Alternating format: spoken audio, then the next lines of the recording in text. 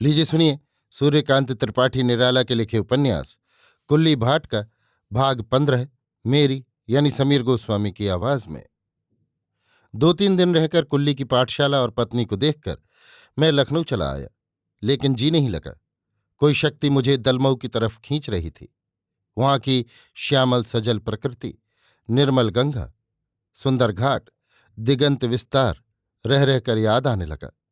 सबसे अधिक आकर्षण कुल्ली का एक जैसे पारलौकिक स्नेह मौन आमंत्रण दे रहा था। तुम आओ, तुम आओ। इसी समय याद आया, बहुत दिनों से दलमऊ की कतकी नहीं नहाई, इस बार चलकर नहाए। इस तरह 3 ही 4 महीने के अंदर फिर दलमऊ गया। गंगा तट की शारद प्रकृति बड़ी सुहावनी मालूम दी। सघन वृक्षावली में एक पुरानी स्मृति जैसी लिपटी हो। प्रकृति जैसे वर्षा से नहाकर निखर गई है। चारों ओर उज्ज्वलता। कुल्ली के लिए ऐसा ही उज्ज्वल समय आ गया है, सोचकर मन हर्ष से भर गया। मैं इक्के पर चला जा रहा था। पहले दिन की याद आई जब कुल्ली मिले थे। वो अदालती फैशन का बिगड़ा कुल्ली आदर्श आदमी बन गया था। इक्का ससुराल के सामने रास्ते पर रुका। आदमी आया, सामान उतार ले गया। सासू जी फाटक के सामने खड़ी हुई। इक्के वाले को पैसे दिला दिए। उतरकर मैंने उनके चरण छुए। भीतर गया। सलह साहबा तिदरे के सामने आकर खड़ी हुई। ये स्वागत था। कलश उनके प्राकृतिक थे। साक्षात प्रकृति को मन में नमस्कार किया। त्रुटियां बहुत होती हैं, लेकिन इनकी कृपा के बिना पर्दा पार करना दुसाध्य है। बहुत पहले से जानता था। भविष्य की भगवान जाने। साले साहब भीतर थे, बाहर निकले। कहा, जीजा कुल्ली सख्त बीमार है, आप बड़े मौके से आए, मुलाकात हो जाएगी। डॉक्टर साहब कहते थे अब नहीं बचेंगे। कम से कम हमारे मान की बात नहीं रही, क्योंकि यहां वैसे अस्त्र नहीं है, न वैसी दवा है। रायबरेली ले जाएं, वहां बचना हुआ बच जाएंगे। कल जाइए देख आइए। मैंने पूछा, क्या हुआ है? हुआ क्या है? उन्होंने मुंह बिगाड़ कर कहा, गर्मी पहले थी, इधर दौड़े, बहुत कुंवार की धूप सिर से उतरी, फाके किए बीमार हो गए। लेकिन जीजा, यहां कोई गांव नहीं जहां कुल्ली ने कांग्रेस के मेंबर नहीं बनाए। नीचे का पेट तक सड़ गया है, सेरों पस निकलता है, इतनी बदबू आती है कि कोई क्षण भर नहीं ठहर सकता। और मैंने कहा, और क्या? साले साहब मुस्कुरा कर रह गए। मैंने कहा, हंसने की कौन सी बात है? अपनी अम्मा और पत्नी की तरफ देखकर साले साहब ने मुझे एकांत में चलकर बुलाया और मेरे जाने पर कान के पास मुंह ले जाकर कहा, लिंग लापता है। लापता? मैंने संदेह के प्रकाश्य स्वर से पूछा। हाँ, उन्होंने कहा, लोग कहते हैं अब नहीं रहा। कहते हैं अब अगर कुल्ली जी भी गए तो कुल्लियायन क्या करेंगी? मैं गंभीर होकर चारपाई पर आकर बैठा। सहलज साहबा गंभीर होकर बोली, हाँ, कुल्ली की हालत बहुत खराब है। सासू जी मेरे जलपान की व्यवस्था के लिए भीतर चली गई थी। अपनी बहू की बात सुनकर उसे भीतर बुलाया। मैं दम साधे बैठा रहा। जलपान के बाद घर की और बातें होती रही। दूसरे दिन सवेरे धूप निकलने पर मैं कुल्ली के यहां गया। रास्ते में कई स्वयंसेवक उधर जाते हुए मिले। दरवाजे पर कई अछूत लड़के, उनके 3-4 अभिभावक। सबके चेहरे कह रहे थे कुल्ली नहीं बचेंगे। मैं भीतर गया। ठीक उसी जगह है जहां पहले दिन कुल्ली बैठे थे, आज पड़े दिखे। आज वे भाव यथास्थान अपनी कुरूपता को प्राप्त है, लेकिन मुख पर नहीं। मुख पर दिव्य कांति क्रीड़ा कर रही है। प्रवेश करते ही ऐसी बदबू आई कि जान पड़ा एक क्षण नहीं ठहर सकूंगा। हिम्मत करके खड़ा रहा। विद्या और अविद्या का आधा आधा भाग कुल्ली की देह में पूर्ण रूप से प्रकाशित था। कुल्ली कुछ ध्यान में थे। आंखें खोलकर देखा। सामने देखकर, आह, आप हैं, बड़े सौभाग्य, बड़े सौभाग्य, अब मैं कुछ नहीं चाहता, कहकर विवल हो गए। एक अछूत से सिरहाने की तरफ बिस्तर बिछा देने के लिए कहा। मुझसे कहा, ये हाल है, बड़ी बदबू मिलती होगी, लेकिन इधर न मिलेगी। दिल के ऊपर मैं नहीं चढ़ने दे रहा। मुझे इसका रूप देख पड़ता है। हृदय से ऊपर मैं बहुत अच्छा हूं। सिरहाने बैठकर बताइए, बदबू मिलती है? बैठकर मैंने मालूम किया, वास्तव में उधर बदबू नहीं थी। क्या कहूं, क्या करूं, कुछ समझ में नहीं आ रहा था। 5 रुपए निकाले और कुल्ली की स्त्री को देते हुए कहा, आप दूध पीजिएगा। कुल्ली कुछ न बोले, केवल ऊपर की तरफ देखा। कुछ देर फिर मौन रहा। मैंने पूछा, डॉक्टर साहब क्या कहते हैं? डॉक्टर क्या कहेंगे? अब कहने की बात नहीं रही। ईश्वर की इच्छा। कुल्ली ने आंखें मूंद ली। कुछ देर तक मैं बैठा रहा, फिर बाहर निकला। कुल्ली की स्त्री रोने लगी। कहा, रायबरेली ले जाने के लिए कहते हैं।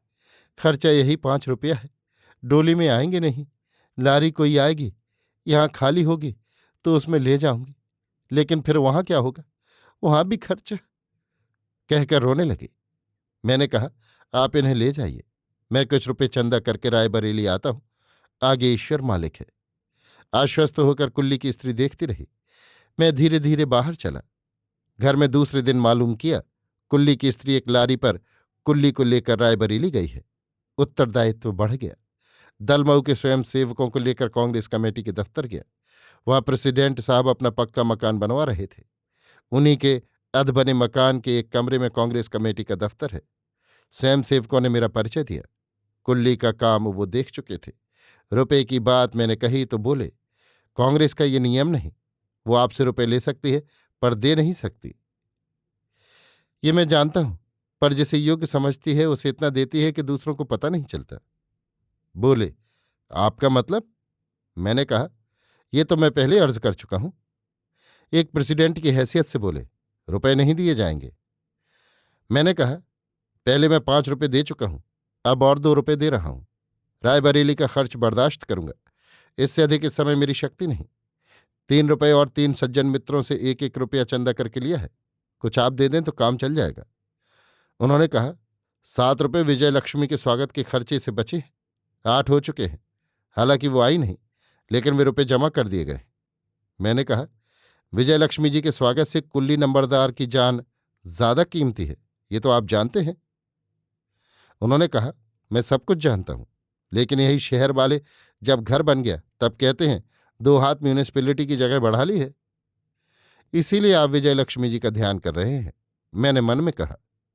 खुलकर कहा, कोई विजय लक्ष्मी जी का स्वागत करता है तो पहले पता लगाती है क्यों स्वागत किया गया। अगर कारण कोई उन्हें पायेदार मालूम हुआ तो उसके पाय उखाड़कर तब दम लेती हैं। मैं तो लखनऊ में रहता हूं, रोज देखता सुनता हूं। साक्षात विजय लक्ष्मी है। हाथ जोड़कर मैंने प्रणाम किया। कभी किसी से नहीं मिलती, इसीलिए देश में क्या संसार में उनकी जोड़ नहीं।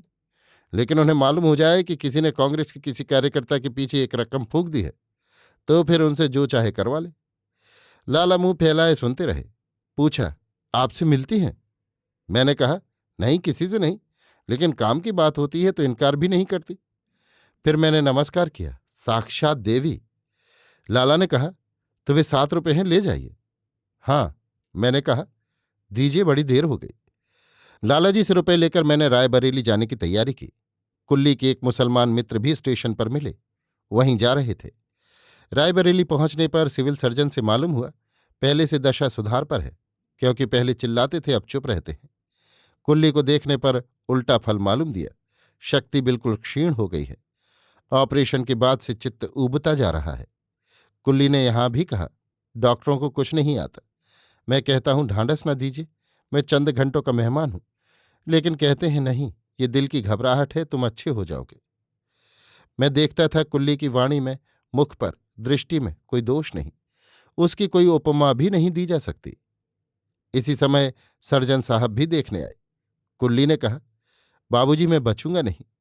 लोगों को अब मेरे ही पास रहने दीजिए। उन्हें फल और दवा के लिए दौड़ाए नहीं। डॉक्टर साहब ने कहा, अगर तुम्हें ये दिव्य ज्ञान था तो यहां आना ही नहीं था। जब आए हो तब जैसा हम कहते हैं करो। पहले तुम्हारा गला सोने पर घरघराता था, अब बंद हो गया है।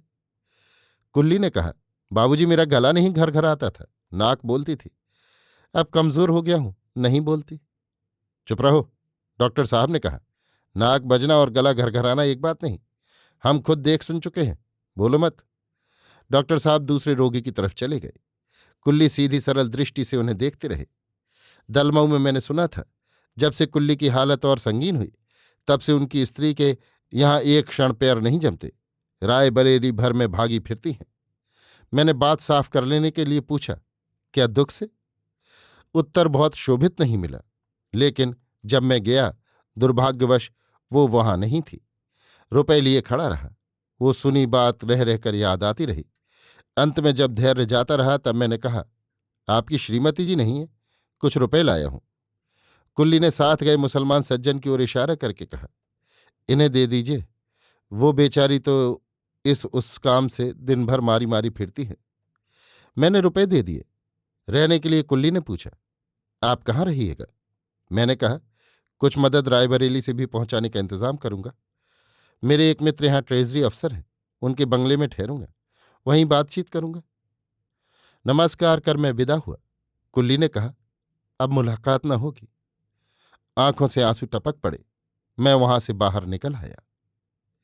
अभी आप सुन रहे थे सूर्यकांत त्रिपाठी निराला के लिखे उपन्यास कुल्ली भाट का भाग 15, मेरी यानी समीर गोस्वामी की आवाज में।